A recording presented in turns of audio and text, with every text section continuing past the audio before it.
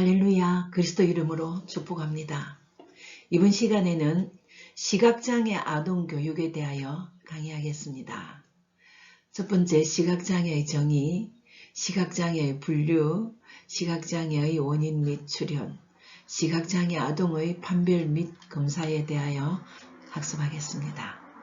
일전에 통합교육 시간에 시각장애 아동, 유형별 장애 아동의 교육지도에 대하여 수업한 바 있으므로 이번 시간에는 그 시간에 짚지 못한 부분에 대하여 강의하겠습니다. 시각기능이란 것은 사람이 사람과 상대하고 사물을 느끼고 환경과 상호작용하는 모든 시간과 공간을 활용할 수 있는, 그리고 사회적 기술을 습득할 수 있는 기능입니다. 이 시각장애 아동의 교육과 지도는 최소한의 불편을 불식시키고 최대한 행복한 삶을 살아갈 수 있게 지도해야 하겠습니다. 시각장애를 생각할 때에 저는 저 혼자만 감사하기에는 너무 부끄럽고, 그러나 너무나도 큰 감사 때문에 시각장애 아동을 보면 꼭 그냥 지나가지 않고 도와주며 기도하기로 마음먹고 있습니다. 첫 번째, 시각장애의 정의, 교육적 관점에서 법적으로 어떻게 정의할 수 있나. 장애인 등에 대한 특수교육법, 우리 장애인 지도에 대해서 꼭 알아야 할 법의 이름 하나는 꼭 기억해야 됩니다. 장애인 등에 대한 특수교육법에서 시각장애를 지닌 특수교육 대상자를 어떻게 분류하냐면, 시각계의 손상이 심하여서 시각기능을 전혀 하지 못하는 아동, 또는 보조공학기기나 지원을 받아서 과제를 수행할 수 있는 아동, 이렇게 나누어집니다. 이런 것을 사용해야 하는 사람과 사용해도 거의 도움을 받지 못하는 사람, 이런 사람들은 교육적으로 어렵기 때문에 장애인이라고 정의합니다. 그 다음 또 의학적 관점에서는 어떻게 정의하느냐 하면 교정시력을 기준으로 합니다. 어떤 보조공학기기를 사용하거나 쉽게 안경을 사용해서라도 좋은 눈의 시력이 0.06 이하인 사람, 그리고 교정했을 때 좋은 눈의 시력이 0.2 이하인 사람, 나쁜 눈의 시력이 0.02 이하인 사람, 이렇게 이 세 개 중에서 그게 해당되면 장애로 분류할 수 있습니다. 저시력은 또 저시력이란 이 단어는 보조기구나 물리적인 확대 및 수정을 통해서도 시각적 과제 수행이 어려운 시력인데, 어렵지만 전혀 안 보이는 것은 아닙니다. 그러니까 형태 정도는 분별할 수 있고 빛이 들어온가 나가면 좀 분별할 수 있습니다. 그런데 장애라고 분류받을 때에 저시력이라고 판단합니다. 그리고 눈의 구조적인 면을 꼭 시각장애 아동을 이해하기 위해서는 알아야겠습니다. 제일 먼저 빛이 각막을 통해서 들어옵니다. 그 다음에 동공, 그리고 수정체, 그리고 유리체, 그리고 제일 뒷면에 있는 망막입니다. 그리고 시신경, 그 다음에 이 시신경에서 대뇌로 전달해서 우리가 모든 것을 감지할 수 있도록 판단이 되어지는 것입니다. 교수님 사진 때문에 글자가 안 보이는데 그 자리에는 망막입니다. 그리고 교재에 들어있습니다. 시각인식의 메커니즘적 기능을 한번 살펴보겠습니다. 각막인데요, 제일 먼저 빛이 들어오는 첫 번째 관문입니다. 교수님 역시 이게 한쪽 눈이 거의 장애 수준입니다. 더더구나 양쪽 눈 다 각막이 손상되어서 병원에 갔더니 아직은 도와줄 수 있는 방법이 없다고 했습니다. 상당히 안타까운 현실이죠. 그리고 동공, 빛의 통로입니다. 빛의 양을 조절합니다. 우리가 눈이 부시고 그 다음에 너무 어둡고 이렇게 빛의 양이 조절 안 될 때에 눈이 부실 때는 동공이 먼저 느낍니다. 거기에 붙어있는 홍채가 빛의 양을 조절하는데 동공이 눈이 부시다라는 걸 느낄 때 이렇게 눈을 약간 이렇게 감아주는, 빛이 좀 덜 들어오게 하는 그런 조리개 역할을 합니다. 그리고 어두울 때 가면 동공이 아주 커지죠. 그때는 홍채도 아주 크게 넓어진다고 합니다. 수정체는 이제 빛의 굴절기관입니다. 가까운 시야를 볼 때는 좀 이제 두꺼워지지만 먼 곳을 볼 때는 얇아집니다. 그리고 유리체는 안구 내강을 채워줍니다. 이게 수정체나 홍채나 동공 이런 것이 이 안구에 대해서 흔들리고 돌아다니면 안 되잖아요. 그래서 고기를 꽉 잡아주는 그런 내강을 채워주고 형태를 유지해주는 그렇습니다. 그리고 망막은 안구 뒤쪽에 있어서 투명한 신경조직인데 시각세포와 시신경이 분포되어 있습니다. 이제 망막이 손상되면 시신경을 살리기가 어려운 그런 경우도 생기고 그다음 시력이 굉장히 나빠질 수 있습니다.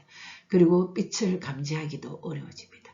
이 망막의 시신경이 건강해야 빛을 잘 감지하고 사물과 환경을 뇌에 전달합니다. 그러면 이럴 때에 어떻게 위험한 곳이다. 이것은 또 해서는 안 되는 것이다. 이건 좋은 것이다 하는 것을 전달해서 뇌가 정확하게 판단을 할 수 있습니다. 그 다음에 시각장애의 분류를 한번 살펴보겠습니다. 한국통합교육학회에서 시각장애를 어떻게 분류했나 하면 정도에 따라서 분류했습니다. 제일 먼저 시각장애가 거의 없는, 그 다음에 조금 시력이 나쁘다 할지라도 정상 시력에 근접했다고 진단합니다. 그 다음에 중정도 기능장애는 시력이 많이 나쁘기는 하지만 어떤 기기를 이용해서 더구나 또 시력 조정, 안경이라든지 콘택트 렌즈라든지 뭐 이런 걸 이용해서 거의 정상인 정도로 과제를 수행할 수 있는 그런 중정도라고 그럽니다. 그리고 중심시야 감소 진단이라 있는데 이 중심시야는 시력이 근시, 원시 이것보다도 빛이 통과하고 감지하는 아주 핵심적인 또 시야도 좁고 이런 것이 시야와 시력이 함께 이렇게 좁아지는 그런 아주 나쁜 조건입니다. 그렇게도 진단을 할 수 있는 집단이 있고, 그다음 기능적 시력이 낮아서 중심 시력이 낮을 가능성이 있는 집단. 이게 어떤 그 기능적이라는 것은 우리가 아까 각막이나 홍채나 망막이나 이런 부분의 기능이 손상되었을 때에 시야도 시력도 이 중심 시력이 낮아지는 그런 집단으로 분류했습니다. 다음 교육상의 장애 정도에 따른 분류인데 우리 이제 학생들은 이것은 꼭 알아놔야 됩니다. 중정도 시각장애, 아까도 얘기했지만 보조기기의 도움으로 시력이 교정될 수 있는 그런 정도. 이 정도 같으면 좀 불편하기는 해도 중등도도 아주 많이 좀 심한 장애에 가까운 사람이 있고, 그러나 또 좀 아주 약하게 그런 분들인데 이런 정도만 돼도 살아가는 데는 크게 문제 없습니다. 교수님은 한눈을 가지고 거의 수십 년을 공부해 왔으니까. 그리고 고도시각장애 있습니다. 약시에 해당하는데요. 보조기기의 도움으로도 어느 정도 교정은 가능하지만 많이 불편한 정도. 이 정도 고도시각장애는 그냥 자기가 걸어가고 밥 먹고 살고 이건 되지만 운전 같은 것은 좀 힘들어집니다. 그리고 최고도 시각장애인데 법적으로 이건 맹인이라고 합니다. 근데 이제 이럴 때는 최고도 시각장애는 아예 안 보이는 사람, 그 다음에 또 보이기는 보이는데 이제 시력 검사를 할 때 제일 위에 있는 큰 글씨도 희미하게 보이는 이제 교수님의 그런 정도입니다. 네, 그래서 이제 학습이라든지 이제 상당히 어렵죠. 그럼 이런 사람들은 청각이나 촉각으로 학습해야 합니다. 다른 감각을 이용해야 되죠. 그래서 교육상의 장애 정도에 따른 분류는 꼭 알아놓으셔야 우리가 아이들을 받을 때에 이 세 가지 분류에서 어떻게 도와줘야 하는지가 판단하기에 기준이 될 것입니다. 그 다음에 장애아동의 분류에서 장애인 복지법에서는요, 시각장애의 구분을 시력장애와 시야결손으로, 시력장애와 시야결손으로 합니다. 시력장애는 교정법을 활용해서 교정 시력을 기준으로 하고 있습니다. 근데 시야 결손은 시각 경로가 차단되는 것입니다.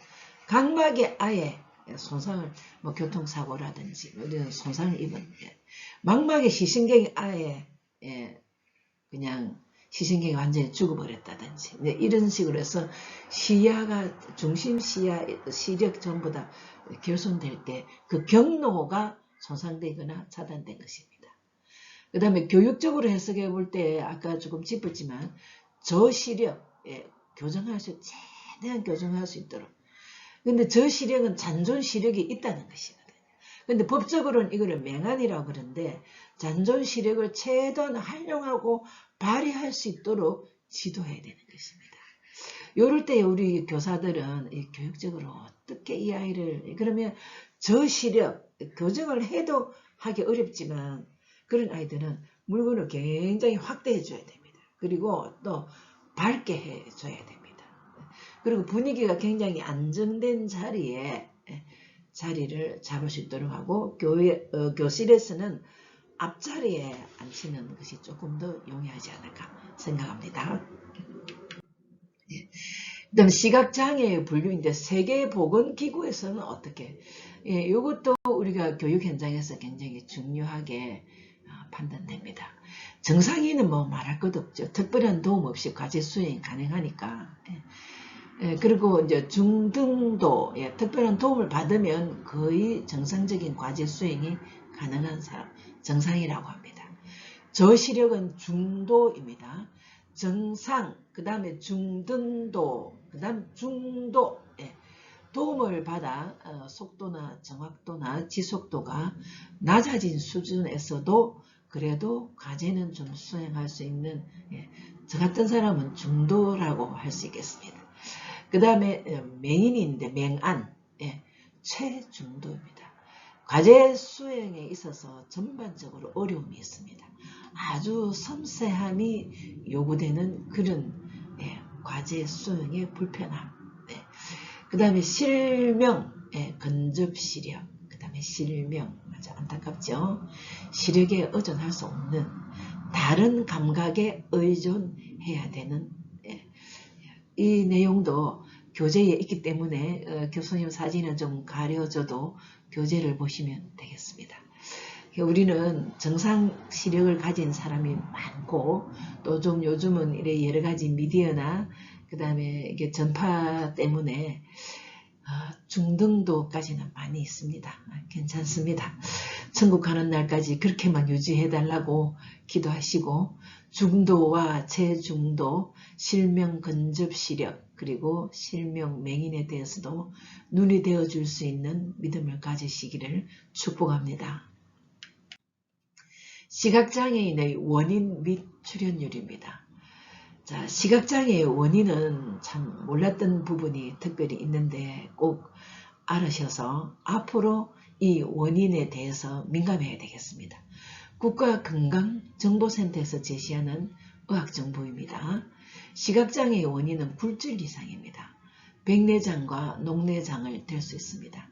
혹시 젊을 때 또 어릴 때는 시각장애 아니더라도 또 어린 아이도 백내장이 있을 수 있어요. 백내장과 녹내장, 건강한 사람도 어느 날 갑자기 있을 수 있을 때 빨리 치료를 하셔야 됩니다.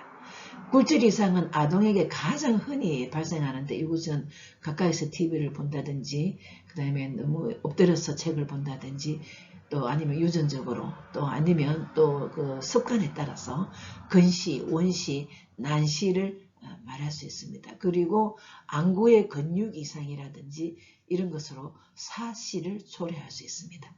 8살 이하의 아이들은 사시를 건강보험의 혜택을, 의료보험 혜택을 보면서 교정 수술을 할 수 있습니다. 그리고 사시 교정을 위해서 성인들은 의료보험이 안 되지만 가능하면 그 의료 기술이 뛰어난 눈이기 때문에 그러니까 좀 큰 병원에 가서 수술하는 것이 좋습니다. 아주 그 시야가 보기 흉할 정도로 사실을 가진 교사가 있었는데 제가 적극적으로 추천해서 교정을 했습니다. 나이가 50이 다 돼 가도 아주 기술이 좋은, 그리고 의학이 발달되고 장비가 좋은 큰 병원에 가서 했을 때 거의 정상으로 돌아왔습니다. 그리고 한 가지 마지막으로 이제 부모들이 무지한 탓으로 굴절 이상이 올 수 있습니다. 흔히 아이가 태어나고 나서 바로 직후에 인큐베이터에 들어갈 수 있는 아이들이 있습니다. 이 인큐베이터에서 지나친 산소 공급이 있을 때, 그때 굴절 이상 시각장애를 보인다고 합니다.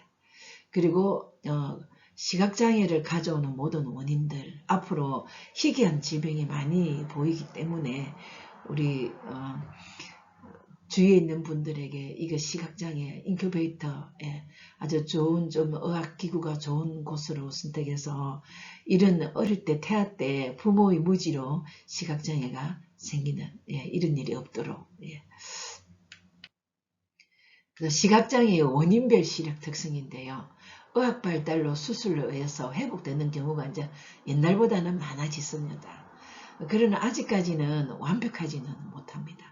시각장애가 많기 때문에 원인별로 예측하기도 하고, 그 다음에 우리가 교육적으로도 최소한의 불편이라도 없애주기 위해서 최대한 또 다른 감각을 사용하여서 또 살아갈 수 있도록 도와줘야 되겠습니다. 그래서 교육적 조치가 필요한 것입니다. 시각장애는 지금 특수교육 대상 아동 중에 시각장애 아동이 0.06%에 해당합니다. 그런데 이 중에서도 특수교육 혜택을 누리고 있는 사람은 2.1%라고 합니다. 그러니까 특수교육 대상 아동 중에서 정말 이 특수교육 대상을 실제로 아주 효율적으로 받고 있는 숫자는 아주 작다는 것이죠. 2.1%라는 거죠. 그래서 모든 사회인들이, 비장애인들이 시각장애인들에 대해서 다 도우미가 될 수 있어야 되겠습니다.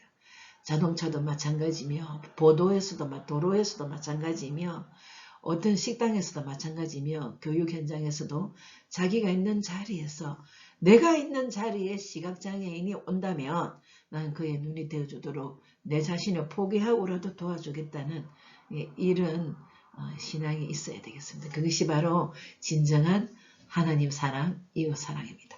하나님이 얼마나 보기 좋으실까요? 하나님은 시각장애인을 통하여 분명히 하실 일이 있으시고 그분을 통하여 하나님께 더 큰 영광을 받으실 목적이 있는 줄 믿습니다. 자, 시각장애 아동의 판별 및 검사입니다. 눈을 지나치게 비비는 아이, 좀 이상하다 싶으면 빨리 병원으로 가야 됩니다. 지나치게 비비면 첫째는 각막이 손상됩니다. 각막은 아직까지는 크게 치료할 수 있는 방법이 없는 줄 알고 있습니다.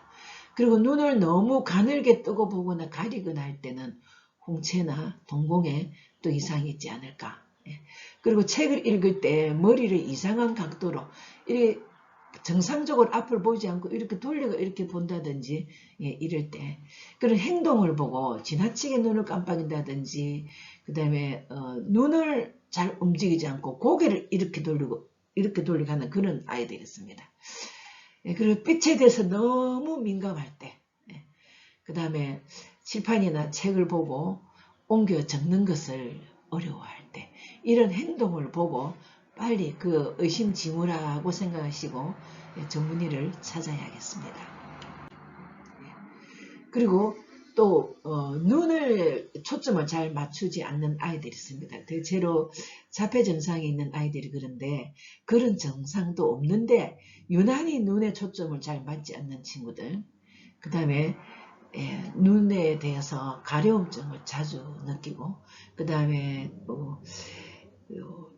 성인일 경우에는 대상포진 이런 건 상당히 바이러스가 위험한 바이러스입니다. 눈두덩이가 붓거나 눈 주위에 포진이 생길 때는 빨리 가보셔야 됩니다. 눈의 그 포진의 바이러스가 눈에 들어가면 굉장히 힘들어집니다.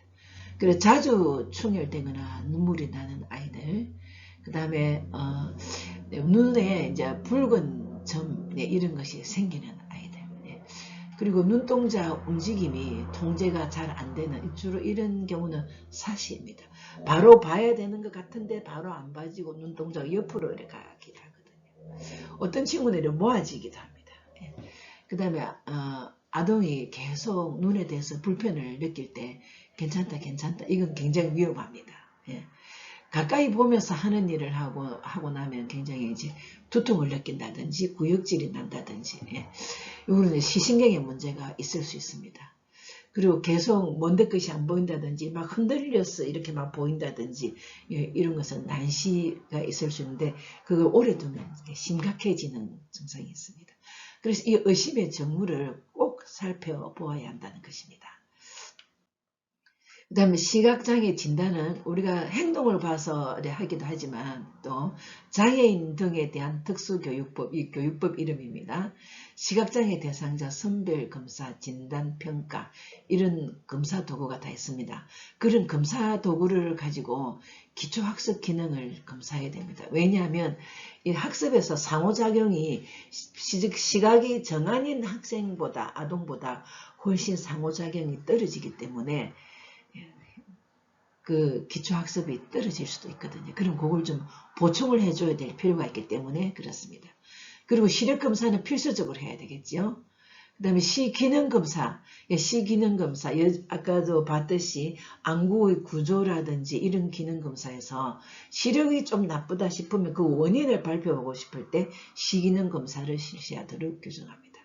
그러면 시력검사에서도 객관적 시력검사에 이렇게 도표를 놓고 이렇게 글자를 모르는 아이들은 그림으로 하는 그런 검사 도구가 있고, 글자를 아는 친구들은 이제 글자를 가지고 하기도 합니다. 또 숫자를 가지고도 합니다. 주관적 시력검사, 보기는 다 보는데 특별한 문제에 갔으면 안 되는 아이가 있습니다. 근데 빛이 많이 들어온다든지, 그 다음에 또 이렇게 대각선으로 있는 그 표는 잘 못 읽는다든지, 이런데 그런 아이들은 이쪽으로 데려가고 저쪽으로 데려가 장소를 옮겨가면서, 또 아니면 검사 도구를 바꿔가면서 하는 것이 정확한 시력검사를 할 수 있습니다. 그 다음에 기능 시력검사입니다. 어떤 건 잘 되는데 어떤 건 안 되는 거. 예. 가까운 데는 되는데 먼 데는 안 되는, 이런 거는 이제 아주 기본적이지만, 딱 보면 자세히 딱 신경 써서 보면 잘 되는데 얼른 봐서는 잘 안 되는 이런 친구 있습니다. 그 다음에 또 우리 그 생명, 이제 이런 것도 상당히 중요한데, 그 생명, 세계학 이런 검사도 우리 진단에 포함할 수 있습니다. 네, 그렇습니다. 오늘은 여기까지입니다. 다음 시간에는 청각에 대하여서도 조금 들어가는데, 시각장애와 청각장애 아동은 두 분 다, 두 과목 다 통합교육 시간에 짚었기 때문에 간단하게 같이 이번 시간에 강의하도록 하겠습니다. 다음 강의 때 뵙겠습니다. 수고하셨습니다. 축복합니다.